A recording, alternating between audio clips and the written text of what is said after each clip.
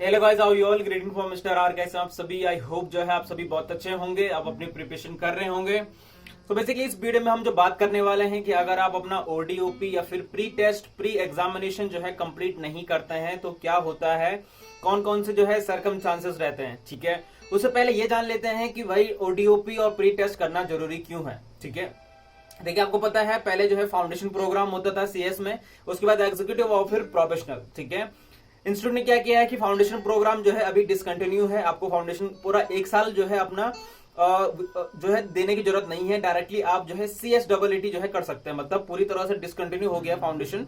अब आपको जो है CSEET स्टार्ट करना है। ठीक है, अब इसके बाद जो है इंस्टीट्यूट ने ये चेक किया कि भाई यस आप जो है अपना CSEET को क्रैक कर पा रहे हैं, बट उसके बाद क्या, क्योंकि CSEET एक बेस जो है केवल टेस्ट टाइप का होता है। ठीक है, बट उसके बाद क्या आपको पता कैसे चलेगा कि आप एलिजिबल हो रहे हैं या नहीं हो रहे हैं। ठीक है, तो इंस्टीट्यूट ने आपका जो सिलेबस है 2017 का, अगर हम प्री एग्जामिनेशन टेस्ट की बात करते हैं तो आपको जो सिलेबस है 2012 से 2017 में जो है शिफ्ट किया गया। मतलब अभी जो सिलेबस चल रहा है आपका वो 2017 है, 2017। ठीक है, तो इसमें बेसिकली क्या है कि अगर जो भी स्टूडेंट जो है न्यू सिलेबस में रजिस्टर्ड करते हैं तो उनको जो है basically pre examination test pass करना होता है फॉर एग्जीक्यूटिव और प्रोफेशनल।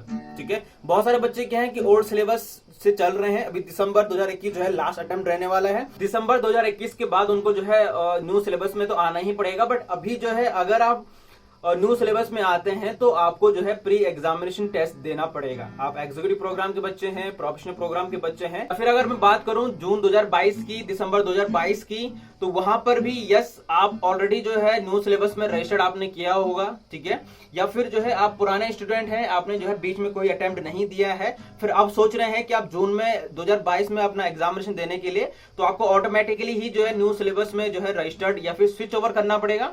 और स्विच ओवर करते हैं तो आप अगर आप एग्जीक्यूटिव या फिर प्रोफेशनल के बच्चे हैं तो आपको बेसिकली जो है अपना प्री एग्जामिनेशन टेस्ट देना पड़ता है। मॉड्यूल के हिसाब से होता है, मॉड्यूल फर्स्ट, मॉड्यूल सेकंड, अगर प्रोफेशनल में है तो मॉड्यूल थर्ड भी। ठीक है, तो पर मॉड्यूल की फीस जो है 1000 रुपये होती है। इसके ऊपर में जो है बहुत सारी वीडियो बना चुका हूं कि कैसे जो है आपको अप्लाई करना है, जो प्री एग्जामिनेशन टेस्ट है कैसे अप्लाई करना है, कैसे पेमेंट करना है। मैं उसकी जो पूरी जो प्ले लिस्ट है वो मैं आपको डिस्क्रिप्शन में दे दूंगा। इसके अलावा जो है मैं टेलीग्राम पे भी इसके लिंक दे दूंगा। बात करते हैं बेसिकली ओडीओपी के लिए कि किस बच्चे के लिए ओडीओपी एप्लीकेबल है। ठीक है, तो देखिए जो बच्चे जो है जून 2019 के बाद रजिस्टर्ड किए हैं, ठीक है, फाउंडेशन और एग्जीक्यूटिव प्रोग्राम में।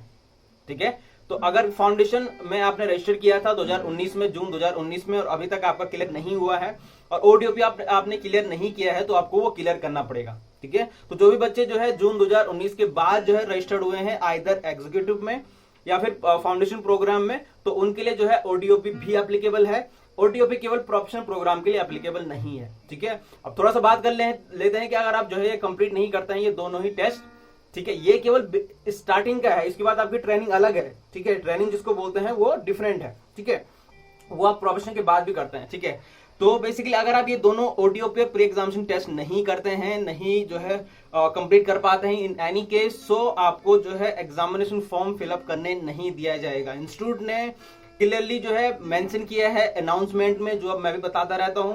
आप मेरे जो प्रीवियस वीडियो है उनको चेक कर सकते हैं, टेलीग्राम पे चेक कर सकते हैं। ठीक है, तो वहां पे इंस्टीट्यूट ने क्लियरली मेंशन किया है कि भाई आपका जो एग्जामिनेशन फॉर्म है वो फिलअप ही नहीं हो पाएगा, आप आगे ही प्रोसीड नहीं कर पाएंगे।